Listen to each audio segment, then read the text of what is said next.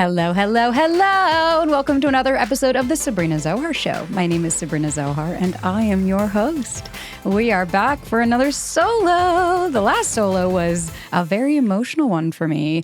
Well, off camera more so than it was on camera, but I'm excited. I'm excited to come back. I really do love the solos, and today we're going to be talking about overthinking. How overthinking is not helping you, what it's doing, how it's affecting your mind, and I'm going to be sharing some personal shit, y'all. Been really struggling lately, so I'm excited to have a little bit more of a vulnerable episode with you guys. So guys, as always, thank you for everything. Please don't forget, let's do some housekeeping. Don't forget, leave a rate and a review. We're falling on the charts and there's not much we could do about it because such is life, right? But still, please rate, please leave a 5-star review if you think it's worth it. And if not, that's okay. You're allowed to leave whatever fucking review you'd like. Just please remember the language that we're using. Guys, the new course is out. The breakup course with Britt is out. We did a pre-order. It was amazing. And this is something we put so much love into because we genuinely want to help you guys. So there's the breakup course. There's the foundation course now. There is support wherever and whenever you need it. You don't have to get both. You don't have to get anything. But it is an option and it is an opportunity now to be able to effectively move on and or get ready to date and build a really solid foundation. And guys, as always, thank you for everything. Thank you to our subscribers who are subscribed. It is $7 a month and it means more than you will know. You guys get 2 bonus episodes every month. You got either an implementation series or another episode if you guys request it, and an Ask Me Anything with Tech Guys. We answer all of your questions that you guys write in. We do our best at least to answer as many of them. And yeah, you guys get everything ad-free. So every episode we have ever made and will continue to make will be ad-free for you as well. So everything will be linked in the show notes. Please don't forget to follow along the Sabrina Zohar Show on Instagram, formerly as the Do the Work Podcast Insta. It's the same one. Nothing's changed but the name. And Sabrina.Zohar on TikTok and Instagram if you want more. So guys, without further ado, let's get right on into it, shall we? Okay, welcome back to another week, guys. I wanted to come with us together this week to talk about something I think that's really, really important, and that's this overthinking and being in our head and just what do we do about it? What causes it? What's going on? And really how this overthinking is really actually so much more detrimental to your dating life and just your life in general. And like, guys, I'm going to be honest, like I've been struggling. Mama's been really struggling. And I think a lot of you guys have reached out to me like, hey, I haven't really seen you, or like, I've only been seeing a video here and there. Like, is everything okay? And it's like anything else, I'm a human. And as a human, I've been in my fucking head constantly. Like this past Sunday or a couple of weeks ago now at this point, Tech Guy and I were together and it was after the rebrand. And like, frankly speaking, I went through like a whole identity crisis, like I had been so set on where I was going that being forced to change my direction, similar to like when someone breaks up with you or you get a divorce. Like we all know that when you are thinking you're going one way and then all of a sudden you're like, fuck, I guess that's not in the cards for me. It's a tough adjustment. And it was the weekend and he was shutting down and I was feeling anxious, and it was crazy because for the first time in years, like I've gotten so good at, Masha shared, it takes 300 repetitions for your body to remember a movement, but it takes 3,000 repetitions of something for our brain and our body to accept it, like new programming. And I've gotten so much better at like quieting the chatter and knowing what I need to do to support myself and how can I show up for myself and what can I do. But this was one of those days that I didn't. And it brought me right back to the old version of me, the one that had every worry, everything. If you guys have not seen Inside Out 2, you need to go see it because that was me, that little anxiety in there. And I'm going to ruin it for some people, but at one point, I'm not going to ruin it. She just says one thing, and the little anxiety says, I was just trying to protect her. And we have to remember all of these intrusive thoughts, all of this trying to convince ourselves of this narrative is all to protect you. You're not broken. There's nothing to fix. There's nothing wrong with you. Your body is scared. Your body senses a danger. And whether that danger is accurate or not, right? Whether that means that there's genuinely somebody that's going to hurt you or that it perceives that you're going to get hurt, as we've learned with the brain and neuroscience and everything, like that amygdala, right? Like we go back into feeling like a child. And so being able to utilize our prefrontal cortex and decision-making, common sense, that executive functioning, it's so important. And this was a day I did not have it. And I overthought, like, to the point where, like, our landlord's a fucking asshole in our house, and he doesn't give a shit about his house apparently. And so, like, even down to the point where I was like, oh my God, when we move, but who's gonna be our referral? Like, how am I gonna get another house after this? Like, that's the type of worry I had. Everything. And I kind of just allowed it. And I was like, okay. It started to remind me of that noise, that white noise that was in my head, constantly alerting me of a danger, protect. And I allowed it, and Tech Guy was having his day. He was in his super avoidant phase, like he's a human. Some days you're going to shut down. And truthfully speaking, from then on, I've been dorsal. And normally I'm so sympathetic. Normally I have all that energy, and I'm the fucking Tasmanian devil running around the house. And for this week, I was shut down. Everything was overwhelming. Any thought of like, oh God, I have to record a video. And all it's to say is, like, it's normal. You're a human. You're going to have days where you're like, oh my God, my thoughts are you trying to kill me? Like I have one of my clients that I'm so obsessed with and I love her to death. And she had a day like that where everything, every tone, every text she got from the guy she's dating, well, but this looks like this and this looks like this. And instead of berating her and shaming her and saying, girl, what are you doing? Why are you making this up? Of course, I validated her. I was like, listen, given what you've been through, it would make total sense that you would be concerned that potentially maybe you're losing this connection. But based on what you've shared with me, I don't perceive the threat perhaps that you do. Now, can you tell me what you see as a factual piece of information here that you see as this means this? And it yielded significantly better results. We got her prepped. We got her ready to have a conversation. Conversation was great. We move on with our lives, right? And she gained the clarity that she needed from the person she's seeing, and now they're going to have their date. And they've been seeing each other for a minute, so this isn't like a first or second date. But all that to say is that it doesn't mean that there's something wrong with you because your brain is going in 1,000 different directions. It doesn't mean that you have to shame yourself or blame yourself for being like, oh my God, I'm driving myself fucking insane and I have so many thoughts. It's like we have to look at what parts of you are trying to come out. What parts of you are trying to protect you? What parts of you are coming out saying, I'm scared and I need something right now, right? Like we have to have a lot of compassion. And you know what? I'll be honest with y'all. I didn't on myself.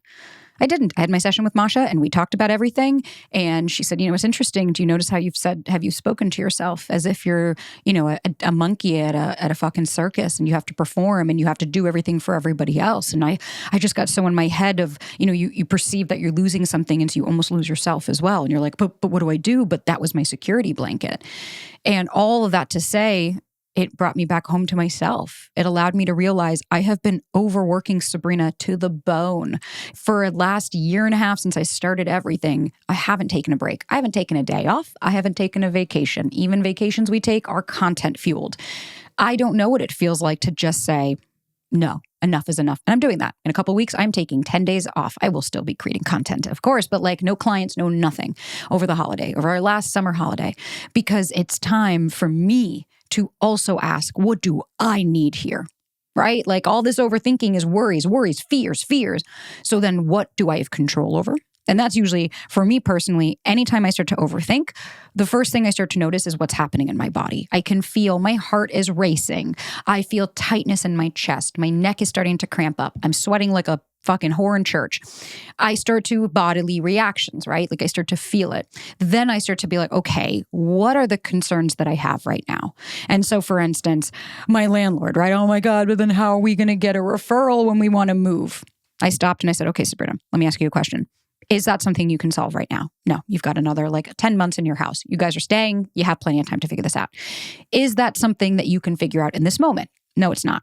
How is this serving you? It's not. It's just causing you to fear more. Okay, so then what do I need right now? And you know what? I know a lot of you guys, the answer is usually like, I just need to text that person. I just need reassurance. I just need to talk to them. No. It's not an external need. What do I need right now? You know what my answer was? I remember holding my phone and I wrote, not this. I was like, not this. And I put my fucking phone down. And instead I said, you know what I need right now? I need to cuddle with my partner and I need to get some goddamn water because your girl was thirsty, right? Basic needs. What do I need right now? I need to go for a walk and move my body. I did that this morning. I was like, I need to just move for a few minutes. Felt better, came back. And so it's not that there's anything wrong with anybody. It's just that we don't really know how to tend to our own needs, because as a child, how could you? As a child, you were contingent upon other people satisfying your needs. If your caregivers weren't there to give you food, water, shelter, what were you going to do? Clothing, all of those things. You are literally shit out of luck. But then we have to remember those coping mechanisms of overthinking as a child. But what if mom doesn't come back? But what if we don't do this? Right? As a child, your brain is like, oh my God, you poor thing. I need to keep you safe. There is no adult in the room. Now, as an adult and dating as an adult, we have to step into that part and say, okay, well, I do have control over this. I think the number one question you guys asked was like, how do I stop overthinking? And it's like, I wish it was just an easy, like, oh, just do this. As if you just fucking turn off a TV, right?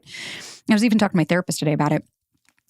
We were talking about like so many people, and I'm not going to say this specific one. You guys know me. I don't like to trash talk anybody, but I will say it's a specific school institute type thing that's very well known. And I had so many people that were like, well, I'm going to go do this 4-day course there, and I'm going to be healed and all of this, and I'm going to have this life-changing experience. Because they're great at marketing and they pitch you as if in 4 or 5 days, oh my God, you're going to do this intensive and you're just going to be healed. Sure enough, my therapist was like, I cannot count on all of my body parts how many clients I've had that come from that saying, I don't get it. I don't feel any different. And it's like, because this takes time. That's the one thing I think a lot of people are fucking lying to you about. This is going to take time. You have protectors in your brain. Do you think that they're just going to be like, oh, she's good now. We're fine. Or he's good. They're okay. I can sit back. You survived to this point because of them. So we have to look at the overthinking and this constant rumination as, okay, it's trying to protect me from something. And if we get curious enough, and if you're working with the right person, like that's why I love therapists and coach and having someone you could talk to. Yes, can you do a lot of work on your own? That's why I created the foundation course. That's why the course is there. It's to give you that tools but ultimately, because a lot of therapists won't talk about inner children and all those types of things. And it's okay. Like everybody has different schools of thought, right? But eventually, you can't just, I'm just going to go do this, or I'm just going to download this free guide, or if I just listen to every podcast, it's like, if you've listened to as many as we are right now, 80 something, almost 90, I think, and you're still saying, I don't get it, it's not for a lack of information. You're not an idiot. You're not stupid. It's a lack of implementation. And I get this every day. Like, I just need more. What can I do now? And it's like, what you could do is utilize the tools that you've been using. Tools doesn't mean that it has to be something grandiose. Tools could be taking a breath, going for a walk, eating something, letting the sun hit your face, talking to your friend. That's a tool right there. That helps you to get you to the space that you need to be. And it was wild. Like I've been struggling with this like imposter syndrome, this, I have to grow, I have to get bigger, people have to like me. And that really stems from childhood. That stems from coming from a family where the men in my life put me down quite a bit. The men in my life, sure, yeah, you could do it. But can't she? Behind your back. And then I had my sister who completely shut down. My sister was not a sister to me for many years, and we're rebuilding our relationship, but we were not at all. And so I was stuck with my own thoughts so fucking often as a child that's why I was delusional. That's why I would do escapism. That's why I would have fantasies. And I played Barbie all the time. And I would play out and act out in my room all of these scenarios that somebody was going to come and fucking save me. And when little Sab realized that no one was going to come for her, she started getting really scared, realizing that at the end of the day, does anybody accept and love me for me, or does everybody just want me to change to be what they want me to be? And so then you have this anxiety and this heightened moment where, God, every time I talk about her, she just comes right out. And you have this heightened emotion and sensitivity, and we start to go into these protector parts, but could be that you just didn't have anybody that you needed to help you quell those thoughts. And so maybe I could help you with that. And I've done a little research. I love you, little Sab. I just wanted to take a second to say that because I haven't. I only love her when she does a good job. But when she fucks up or when she does something silly or stupid or, I won't even say stupid, just not what I think it should be, I start to overthink and treat myself as other people have because overthinking allows me to keep myself safe. I can think of every worst case scenario. This episode is brought to you by Micrology. I have been microdosing now for mushrooms, psilocybin mushrooms, for the last 6 months, and I have seen a huge change in just my overall mood. And so for anybody who doesn't know what microdosing is, it's awesome because it provides an all-natural alternative for those looking to enhance their lives and support their mental health through a practice that is free of side effects, dependency, and toxicity. So a lot of Micrology customers have reported life-changing shifts in their day-to-day lives, noting that microdosing has given them a new outlook on life, improved relationships, and heightened awareness of self. So personally, I take Micrology's Clarity. It's 125 milligrams. And I've noticed, for me personally, I have ADHD and I never really did well with SSRIs. So again, this is never to take the place of your doctor's recommendation. If you're happy with your regimen, please talk to your doctor first. But for me, I wanted a natural alternative. And so what the mushrooms actually do is it triggers emotional regulation and relief as opposed to the numbing effects of typical pharmaceutical counterparts. So microdosing is also appreciated for its minimal side effects and its ability to treat ailments without the risk of dependency or intoxication. So I take my microdosing 2 days on, 1 day off, and I'm very consistent. And I've seen a huge change in how I handle things, how my anxiety is day over day. And you just kind of feel like the edge is taken off. I will not be going back to not microdosing. And what I love about it is that Clarity allows you to simply select your schedule and get started. So it's super easy to incorporate into your supplement routine and be really mindful about your morning routine. So guys, if you use the code Sabrina20, you get $20 off your first order. Again, the code is Sabrina20 at Micrology.com. I broke this down into the science of overthinking, how to actually stop overthinking, and then 8 reasons why we overthink. So the first is the science, right? I'm big on science, and I'd love to share that with you. So first we have the amygdala hijack, and now it's a terrible name. I don't like it either. Britt Frank, anytime she's on, she's like, ugh, it's such a shitty name. We don't want hijack, but fine. So our amygdala is our brain's fear center.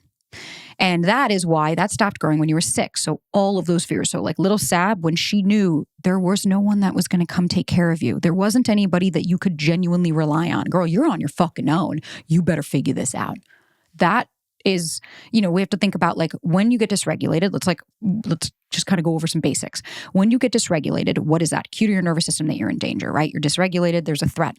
Your prefrontal cortex shuts off and you go back into the amygdala and the limbic part of your brain, as Britt was explaining with the office building, if you listened to last week's episode. And it's about, what the executive functioning gets turned off and then everything under it. I think Britt said that. She said it in the course, but whatever. Anyways, I'll go ahead and explain it again in case it wasn't in the actual fucking episode. But like Britt Frank says, the executive functions are the top floor, right? So those are all the people in the penthouse that have the fancy water and the nice suits. And then the inmates that are running the asylum are below. And those are all the parts of you. And so the executive functioning, when that shuts down, so when you get dysregulated, notice how if you're dysregulated and there's a tiger running after you, the last thing you're thinking about is how hungry you are, right? Like, or decision making, your only thought is like, I need to be safe. Because your body is beautifully designed to keep you safe. It just unfortunately doesn't understand that technology and dating is not actually a tiger.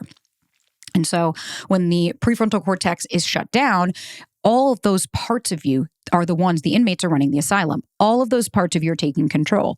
So that's what they call amygdala hijack. So think about the top floor completely goes shut off and you're just coming from fear.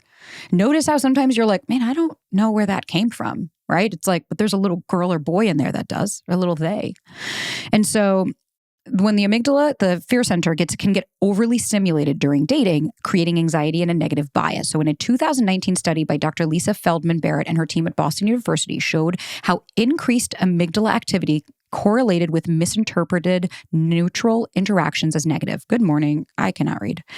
So essentially what that's saying is like the overthinking. So when your amygdala gets fired on and that's all that you're coming from, it can absolutely misinterpret very neutral cues. So like I was explaining to my client that she started to overthink all of these terrible things that it meant. When I read the text and I was like, I don't see a problem in this. Like, this is how he always talks to you. I've seen a million of these screenshots in the fucking year that I've been working with her. I was like, this is nothing new. And, the course of different people that she's dated up and along the way. But that's what I mean by like, you don't see it clearly. And so for me, when I notice I'm overthinking, the first thing I say to myself is like, Sab, you're not here right now. I just make the awareness of you're offline and that's okay. right? So the second aspect of this is the prefrontal cortex paradox. So the prefrontal cortex, responsible for rational thoughts, gets put on hold when the amygdala is fired up. Again, the prefrontal cortex is shut off. So this makes it hard to step back and see things clearly, leading to more overthinking. A research at UCLA in 2007 suggested that the amygdala can temporarily hijack our rational thinking process. So amygdala hijack gets shut down, prefrontal cortex is offline. Ways that you can even bring your prefrontal cortex back on is identifying. So I'm overthinking right now. I'm very anxious. You just turn that back on. It's the executive function is, oh, okay, I'm very anxious right now and I think I'm overthinking. Okay, I'm aware of it, right? And we'll get into steps later of like, what do you actually do with that? So then we have the psychological impacts of overthinking. So the self-fulfilling prophecy, all too well. So when we fixate on negative outcomes, we become overly cautious and guarded. So this can make us seem withdrawn or disinterested, ultimately leading to the very rejection we feared. So the misinterpretation of cues as well. And that was also from a 2018 study that they saw that those self-fulfilling prophecies. So when we overthink and we start to see withdrawn, then notice how it's like, well, but they were acting different. So then you start to act different. Oh, well, why should I have to say anything to them? I've already done this. I've already expressed myself to them and they're not listening. So then you start to act different. Or he didn't answer me. Fine. I'm going to not answer them back. And it's like, okay, it ends up being a self-fulfilling prophecy because your vibe and your energy is totally different and off to this person. And then we can't wonder why they're like, hey, something feels off. So misinterpretation of cues. Overanalyzing texts and interactions can lead to misreading intentions. So that's the thing. It's like because of these cues being off, somebody just simply being like, hey, how are you? Well, you didn't say it with a period or you put a period at the end. You didn't put a smiley face. That's that hypervigilance of looking at every single thing and analyzing, wait, but this is different, but this is different, but this is different. But they normally text me at 9 a.m. and it's 10 a.m. What were they doing? And it's like, I don't know, maybe being a human, right? And again, I'm never going to gaslight anybody here into being like, oh, you guys are like making this into more than it is. Or no, that's not real. If you have a feeling, that is very real. But that doesn't mean that those feelings are facts. That doesn't mean that. So if I feel this person's pulling away, I can feel that. But that doesn't mean it's a factual information. That doesn't mean it'd be one thing if I was like, this person's pulling away. What are the facts to back that up? Well, we used to talk every single day. We've been dating for 6 months and now I haven't heard from them in a week. It's like, okay. Or I used to see this person twice a week, every week. And now all of a sudden they're busy and they're inconsistent and they stop texting me. It's like, that's a very clear, like, here are the facts to show the disconnect between where we were to where we are now. And I think more often than not, a lot of you guys will write in and it's like, you're filling in the blanks. Oh, this person ended it after one date. And then, is it because like they were over me? Was it, I was just a fantasy? Was it this? Was it this? And it's like, I don't fucking know. Because humans are very complex. I wish it would just chalked up to a bumper sticker. Again, why I hate if he wanted to, he would. Those are ridiculous statements. By sweeping generalizations, everybody's the same. So every person's going through the same trauma, through the same struggles. Every person has the same thought process, apparently. When we utilize these sweeping generalizations of if he wanted to, he would. Or if they like you, you know, if not, you'll be confused. And it's like, I don't know, dating's really fucking confusing.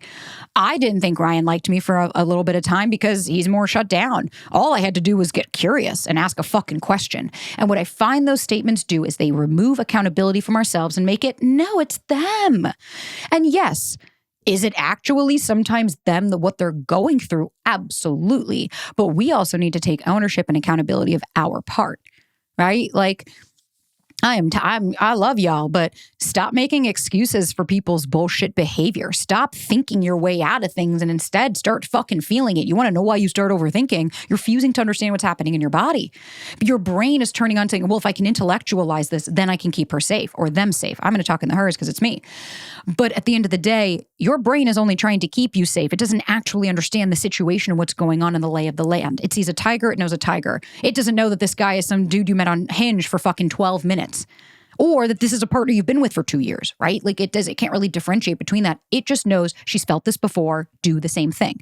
Again, the amygdala, fear, it's all coming back. So now let's talk about some questions. So how do you stop overthinking was the number one. And so first off, we have to identify your triggers. So the limbic system. So neuroscientist Joseph Ledoux I hope I said his name right, proposed that emotional responses originate in the amygdala, bypassing the prefrontal cortex, rational thinking center. So in some cases, identifying situations like an unanswered text, post-rejections that trigger your amygdala and lead to overthinking. So it happens because that's literally your brain is like bypasses the prefrontal cortex. It goes right back to the little girl is reading those texts or the little boy is reading those texts. That's why sometimes we bypass even being like, I mean, is that accurate? No, we just go right into like guilty until proven innocent, right? So for that, when we start to realize, okay, I'm just going right to black and white thinking. I'm going right to the negative, right to that. What I would suggest is for an entire week, notate the situations that trigger the overthinking. So start to look at like, what are the patterns, right? So if it's consistently, wow, I always overthink when it comes to like 2 days after I've seen this person. That's interesting. I wonder there's something here. That space makes me feel really uncomfortable. Okay, just taking a note of it. You don't have to create a narrative. Oh, that sounds really fucking stupid, huh? You don't need to judge yourself by it. It's just about what can I do to become more aware of my triggers. This episode is sponsored by Open. I am such a huge fan of the app Open. I love it because it's a space to become alive. They have breathwork, meditation, movement, and they also have an LA studio in the West Side if you guys are there. And so what I love is I go on every single day. I do the 10-minute meditation in the morning. That's how I start my day. I like to kind of set it up with as much success as I possibly can. During the day, sometimes I'll feel really overwhelmed and I'll throw on a breathwork meditation, just something so that I can kind of move the energy that I have or the anxiety or whatever's really coming up in my body. And then every night before bed, I always do the PM body scan or whatever nighttime meditations are available because they help me really drift off into sleep. And what I love is that meditation, breath work, movement, these are all really beautiful ways to support your nervous system, to support the growth that you guys are doing and to really be able to change your life with this one app. It's so easy to use. It's absolutely beautiful and you can practice any time. So guys, join me on the Open app and get 30 days free by visiting withopen.com/Sabrina. Again, 30 days free by visiting withopen.com/Sabrina. Because the reality is, let me just tell you, if y'all think that this was just going to be a quick, like, oh, just do this to get this. Oh, this is how you stop overthinking. You're gravely mistaken because none of this shit is going to be shortcuts. I'm giving you the tools, but like Masha taught us, well, you haven't heard that episode. Let me recapitulate what Masha taught us so that you guys know. It takes 300 reps or 300 times, not 300 reps, 300 times of doing something specific for your body to remember the movement. So like for me right now, my glutes never fired on correctly. My lower back would start to compensate and then my knees. So I was having all this weird back pain. So now that I've been working with my trainer and like having my body work and everything and making sure that I'm like showing up, the best I can, we started to note because my glutes weren't firing on. I was overcompensating in different parts of my body because I always had. So now I every single night have to do the same movements every single fucking day. That means it could take me almost this entire year for me, my body to then naturally turn on the glute when I start to do hip thrusts or things like that, as opposed to my hips or my hip flexors or my different parts of my body. That's just the physical. To embody a change, meaning new neural pathways, feeling that difference, you need to do something 3,000 times for your body to automatically do that thing. So you want to think differently? You've got to change your mindset 3,000 motherfucking times before your brain naturally might say, maybe there's another way for me to think of this. So that's why if anybody's like, well, but I tried that and it didn't work. It's like, did you try it 3,000 times? Because I'm fairly certain you didn't. So again, it's not, you guys don't need more. You just need to utilize what you even fucking have before it's, let me have more, let me have more, let me have more. So the next thing, therapy, right? So the reason that I like, whether it's CBT or DBT, really what it is, it's about challenging your negative thoughts. So something that I love to do, and it's a tool that you can start to do, is when a negative thought arises, I want you to start asking yourself, like, first, is this thought helpful for me? So like when I start to be like, no one's going to like you, Sabrina, you're never going to get it done. It's like, is this helping me? It's not. It's actually not. This is not great. What facts to back this up do I have? Like, is this a realistic viewpoint based on actual evidence? Get bent if you're going to come to me saying, yeah, well, he didn't text me for 5 hours. So yeah, I do have evidence. No, what you have is that person did not text you for 5 hours. Your thought process of like, well, no, because he must be doing this or he's doing this or he's doing this. I guarantee you he found someone else and I saw him on Instagram. So you know what you're doing? You're so focused on them because your body is so dysregulated and scared of getting hurt that if you can figure out what they're doing, you perceive that as control. Well, I can control the outcome here because I'm going to see what you're doing and I'm going to overthink my way out of this. Let me know. Has that worked for any of you guys? Didn't think so. So it's about starting to challenge. Like for me, I'm always like, what are the facts do I have to back this up? Okay, what are some contrary thoughts I could put into here? So maybe it's not, nobody likes me, or, oh, that guy is. Maybe it's, I don't know. I have actually seen in the past that we have gone 5-6 hours between texting, and it usually is not an issue because that person's at work and has to put their phone away. Okay. Then I like to even go further of like, okay, what's happening in my body? Woo, my heart was pounding. I was schwitzing. Ugh, I was just going crazy. Okay. Have I ever felt that before? Huh. Okay, maybe. Or how old did I feel in that moment? Like that narrative that I was saying, like, did that really feel like me? And sometimes I'm always a fan of like, give me the initial thought you have of like, I felt like I'm 6. Great. What happened then? What was that experience when you were 6?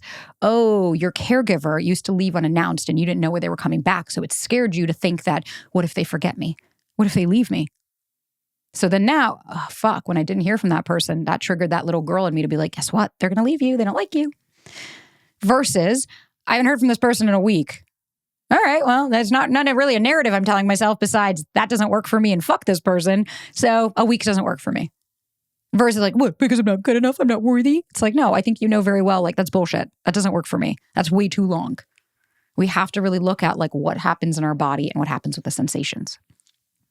So you can engage your prefrontal cortex. So activities that stimulate working memory, like brain teasers or memory games, can help strengthen the prefrontal cortex, allowing it to better compete with the amygdala for control. So you could do, my grandma Lucy died at 100 and did crossword puzzles until the day she died. She only died because of a complication. She fell. Otherwise, that woman was sharp as a tack. Start to do things, just, I don't know, fucking Sudoku, words with friends, or not even the one where you guess the word every morning from the New York Times. All of those things, like crossword puzzles, just do things for yourself to start to turn that functioning on, or get really used to being like, what do I feel in my body right now? How do I feel right now? What is this emotion? Turn it back on. And then the last one is mindfulness-based cognitive therapy, or just mindfulness practices. So actually, that's not the last one. I have one more. So mindfulness practices, meditation, breathing, things like that. Like, open, Headspace, Calm. There's a million. You can fucking Insight Timer. You can Google it. You can go on YouTube and find a meditation. You don't do that when you're dysregulated. If a tiger is standing next to you, are you going to be like, oh, let me meditate really quick, and like maybe he'll just go away? You have to do those practices when you're feeling more ventral regulated, like, oh, I'm just going to start to strengthen those tools that I have. Meditating for me was huge. It allowed me to be able to put space of like, oh, that's a thought I have. Okay, just a thought. It goes away like a cloud. Think about even in the last 10 years. Fine, let's go. I don't know how old anybody is, obviously. It's listening, but think about the last 10 years. From 5 years ago, name me a person that you went on a date with that ended it with you quick. You're probably not going to, right? Because in those moments, they seem so much more monumental. And then when we actually allow ourselves the space and we're like, I guess this isn't really that big of a deal. I'm not going to actually fucking remember this person. I can't even remember half the people I like went on a date with or slept with from when I was 22, 23. And fuck you if you're going to come shame me. I'm fine with saying that. The reality is because my brain has way bigger things to worry about than that bullshit. But in the moment, you worry about it. So even just remind yourself of like, okay, it's time for me to do something for myself. I'm going to meditate. Doesn't mean there has to be something wrong when I meditate. That just means I'm strengthening my mindfulness practice so that I understand when a thought comes in, I don't have to believe that thought. I can just say it's a thought and let it go by. And then the last time, set aside worry time. I do that. I'm like, all right, set your clock, 15 minutes. And then let it out. I cry, I feel, I panic. I'll even tell Ryan, I'm like, give me 5 minutes. Let me vent. And then I'm like, okay, that's it. We're done. That way you allow yourself, you can write this down. You can worry on your paper for 15 minutes every day. And then maybe even read it back of like, wow, is that really a worry now that I got it out of my head? Writing, not writing in your phone, not in your notes, writing pen to paper is significantly more effective than it is with your cell phone. And like, that's just kind of it. As far as like tools to actually start to implement into the overthinking is like, you have got to be your own advocate. I'm not going to be able to be there and be like, hey, I think you're doing it again. But if you're not able to be like, what's happening in my body? What is going on? Some of you guys will be dysregulated for like 2 weeks straight and just in all of this hypervigilant until like maybe the person finally does end it. And then you're like, oh, I'm devastated, but hey, I'm so much more relieved. It's like, yeah, because that overthinking was causing that anxiety more than the other fucking person. You didn't know these people. Again, oh, somebody didn't, but I understand, but why didn't they text me? But hey, we had a great date, but I haven't heard from them. I would stop and be like, cool, how's this serving me? Is this helping me? It's not. Okay, can I do something for myself right now instead? I'd love to just go for a walk. And anytime those intrusive thoughts came in, I'd always be like, hey, I get it, Sab. Makes total sense that you're really scared right now, but I don't think that these are serving you. Talk to it like a child, because that's the version of you that's coming out. And so, of course, I wanted to give you guys some more reasons as to why do we overthink. So the first, because that was a question a lot of you guys ask, is like, somebody asked, is overthinking positive? It's like, very rarely. Rarely, because your overthinking is a protective mechanism. So it's like, sure, once in a blue moon, you might be correct on that. But like very rarely is it something where I'd be like encouraging you to overthink. I don't want you to shut down, but I also don't want you to be completely. So another person, how do you stop ruminating worst case scenario, but also prepare yourself? What I hear from that statement, that question, is that you don't trust yourself. Prepare yourself for what? That this might not work out? That's just being a realist. That's just being like, hey, I don't know these people, right? Like this might not work out. That's very possible, right? Like I auditioned for a show. I had to leave it going, I can still be bummed if I don't get it, but there's still a really good possibility that as much as they loved me, and it was an incredible casting, and oh my God, they text me after, we love you and you're amazing and all that. I just haven't heard back. Okay, sure. I know in my head, I'm like, but did they like me? Oh my God, but Sabrina, could you have said something different? Maybe you spoke too much, maybe. And I stop and I'm like, okay, can I change what happened? No. Is this serving me? No. Is this going to help the situation? No. So instead I'm like, Sab, I get it. You're scared. That's very valid, but I need you to know that no matter what, I choose you. And if you don't get it, that's all right. You're a human and we're going to be okay because we've made it through so much worse. And I'm here by your side. So like ruminating worst case scenarios just tell me that like you don't really genuinely trust that you'll be okay. You don't trust yourself to be able to handle things effectively. And that's okay. You're a human. I'm not saying that that's a negative. But if you're ruminating on all these negative thoughts, again, you're protecting yourself because there's a little girl in there that's like, there's no adult present. Because you're not doing anything to show her that there was an adult present to go, hey, you're having a temper tantrum right now and we got to talk about that. Let's have a conversation with myself. And so that was kind of the first, because overthinking versus intuition is what somebody asked me. It's like anxiety versus intuition. Intuition, very calming. If I, as a woman, am walking in New York City by Bowery Mission and there's like 1,000 homeless people outside, fucking tweaked out and all that, my first reaction is get away from here. That's your intuition. This doesn't seem safe. You need to go. I'm alone. I'm outnumbered. These people are on drugs. This doesn't seem safe. Versus the anxiety overthinking is it comes with a narrative. You start to go through, oh, but what if they don't think I'm pretty enough? Oh my God, but what if I'm not smart enough? Oh my God, but what if I'm not fast enough? Can I get away? But what if they come and chase me? And how is that going to serve me? I'm thinking of all these things that may never even happen, but yet I'm not even able to be present at the fucking situation that is here. Because we have to be able to stop and go, okay, when I start to have a narrative and a body reaction to things, more than just a bitch, run, adrenaline kind of rush, then you are in anxiety. You are in overthinking. You are not in your intuition. Intuition is significantly calmer. This episode is brought to you by Osea. I have been such a fan of Osea products. It's been years that I've been using them. So personally for me, I love the Undaria algae body oil. It makes my skin feel like butter. I put it on after every shower, and sometimes I even just sit there, I'll smell it, I'll rub it in my skin, and I just feel nourished. I feel incredible. My skin is glowing. And what I love about it is that Osea is women-founded and led and has made clean, ethically proven seaweed-infused skincare for 28 years. I use all their products all the time. I am such a huge fan. And the reason I love it as well is because a lot of their products have such a really beautiful, rich, yet never greasy kind of texture. And it's clinically proven to instantly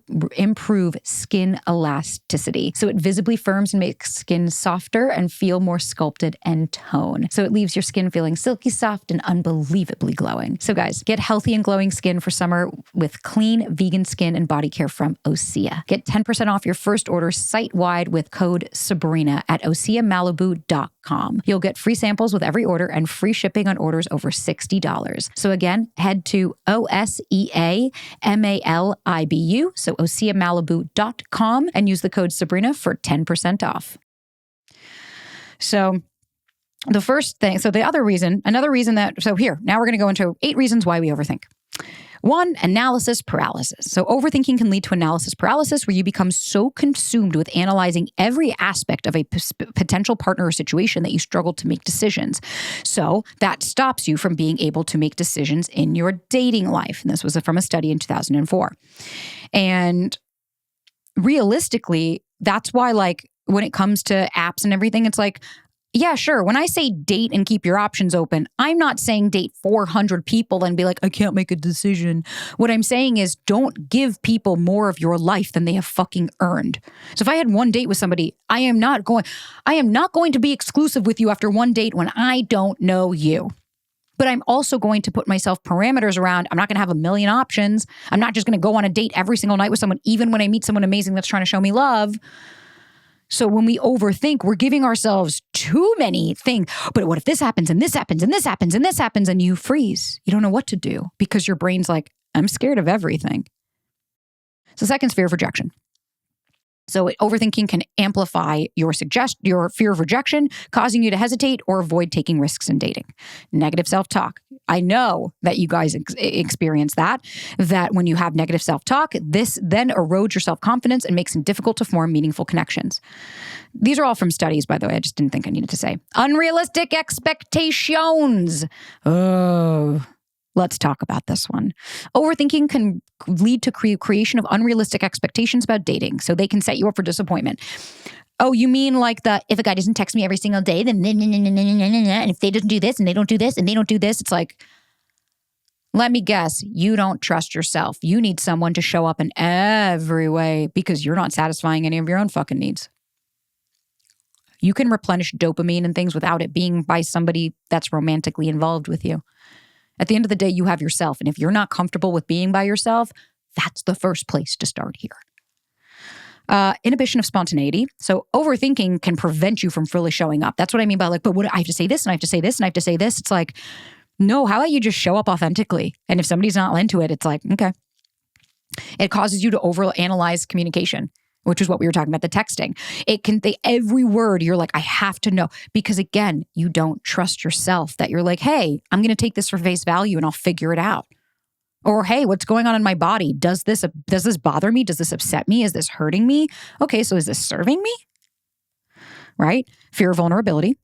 So when you're scared, when overthinking intensifies the fear of vulnerability because it makes it challenging to open up to somebody and be emotionally available in relationships because you're so fucking scared of messing up or doing something or saying the wrong thing or what if I'm going to get hurt? What if I'm going to get hurt? You don't actually even allow things to happen. And then you're scared of being vulnerable because you're like, I don't trust myself. I can't open up. I think of every worst case scenario. And then the last thing is that you miss a lot of opportunities. You do. You don't get to experience the world. You don't get to experience people showing up for you in different ways. You know, overthinking, it leads to like self-doubt, rumination, like it's constantly questioning, analyzing every interaction. Like, you guys know it. But did he mean this or did he mean this? But they said this, but did they mean this? And it's like, because sometimes it's also really, really hard to accept and receive. Maybe that person really does like me and it's not for anything else besides they like me. And maybe they don't. Right? Like the flip side, it's hard to be able to acknowledge and be like, oh, I can hold two conflicting thoughts. I can think that this person's great and also know that they might not be interested in a relationship with me. And that doesn't mean it has to do anything with me. But again, overthinking, I want you to start to look at what am I trying to protect myself from? When I started to overthink on the weekend and everything, I was trying to protect myself from feeling like I did when I was a kid, when my dad would take money away and we would be left without anything and we didn't know if he was going to come home or not.